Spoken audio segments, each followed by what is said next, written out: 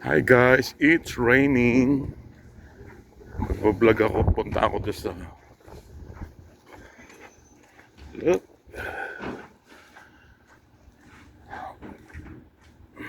punta ako doon sa parkingan na malayo kasi nandun yung car ko.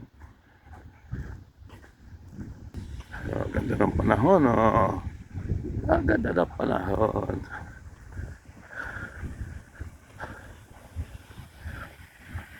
Maaga pa naman kaya mag-vlog ako.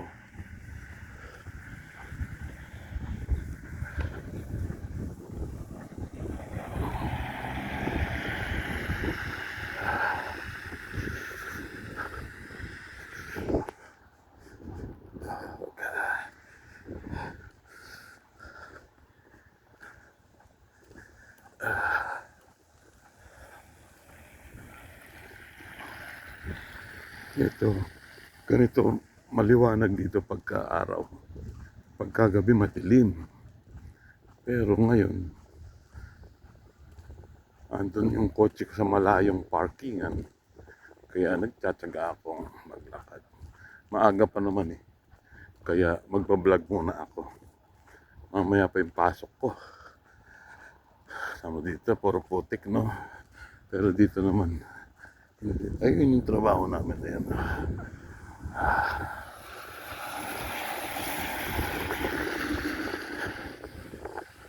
Ayan, ganyan lang dito. Ganyan lang dito. Dito yung trabaho namin. Lahat ng malapit na parkingan occupied. Kasi hindi agad ako nakaano eh.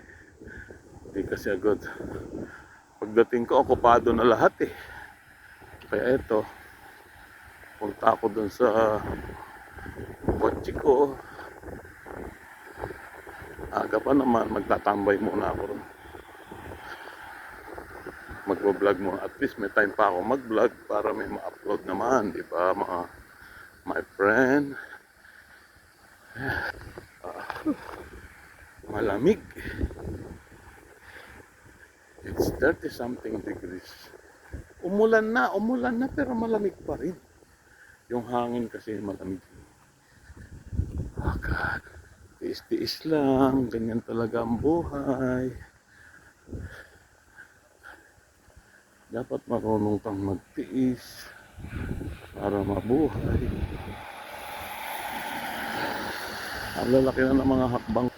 Kasi nga umuulan. Hindi pwedeng magpalat-palat. Yan. Medyo ngawit yung isang kamay. Oh my God.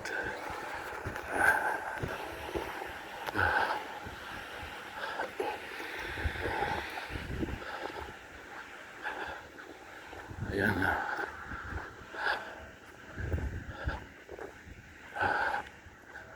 Oh, yan ang parking na namin. Ang daming kotse, di ba?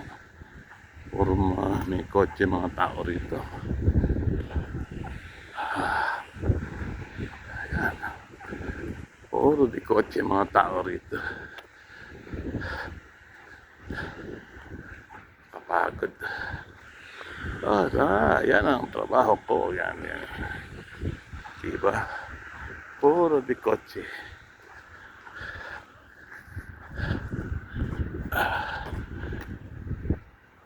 Okay.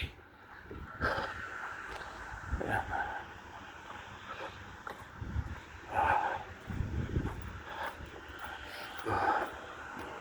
Ayan ang labas ng trabaho. Binilisan ko na yung lakad pero magkaroon ako ng almost 5 minutes. Kasi talagang 5 minutes away ito eh. 5 minutes away. Walk away to do sa trabaho ko talaga. Pero, di ba ganda? Pasok na ako. Oh God. Alamig. Hakinaw. Oh, kutsi ko puro pag na. Kahit pa paano. Ay, talagang dito sa Amerika. Trabaho ka. Malamig ang klima rito. Sobra. Ito lugar namin. Hindi ito nag-i-snow. Pero, freezing. Pagka umaga, yung windshield mo, punong-puno yan ng ice na talagang crystal clear na ice. Talagang lilinisin mo pa, kukudkurin mo kasi matigas talaga. Yung ice na talagang yelo talaga. Nakabalot sa lahat ng windshield mo. Lilinisin mo yun. Kukudkurin mo ng dahan-dahan kasi pagka yun. Tsaka hindi pwedeng buhusan ng mainit na tubig yun. Magka-crack yung windshield mo. Kaya yun ang problema rito. Hindi nga nag-i-snow. Pero nagsasolid naman yung nag-yelo naman, yelo. Yan, ganyan. Tsaka malamig masyado. Tulad ngayon, nasa 30 something lang. Biro mo kasing lamig na yun ng na, freezer na. Pwede na magyelo lahat, di ba? Pero at least hindi siya nagsi 0 degrees. 30s, ano pa naman. Kaya pa. Tolerable pa. Kaya pa ng katawan natin. Kaya ganyan. Masasanay. Pag tumira kayo rito, ganun. Sarap.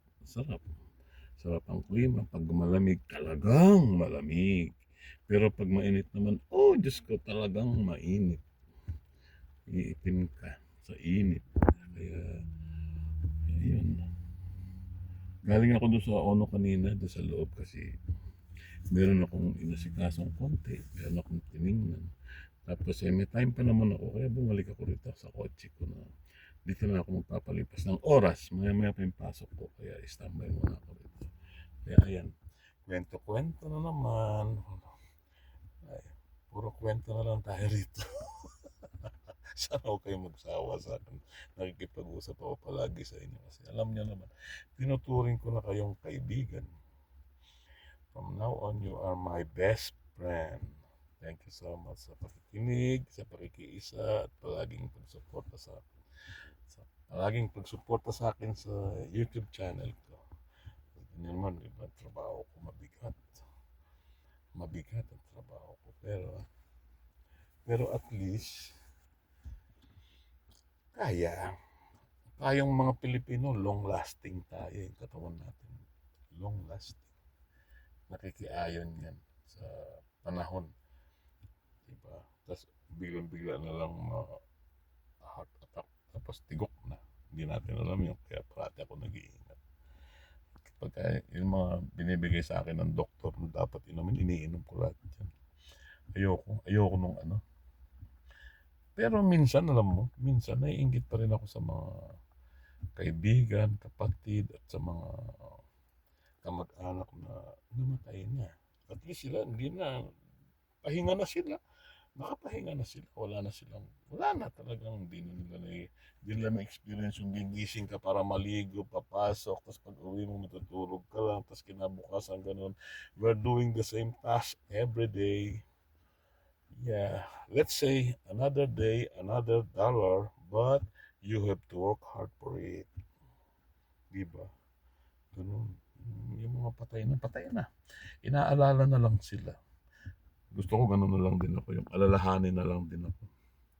Kasi sobra na, diba? Sobra na yung tagal ko na nagtatrabaho.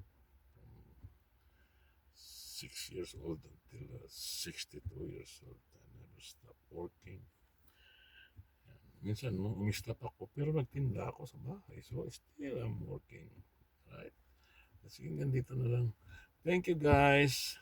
God love us all. God bless us all. Thank you, guys. We love you. I love you so much. You are my friends. Thank you so much. Please support my channel.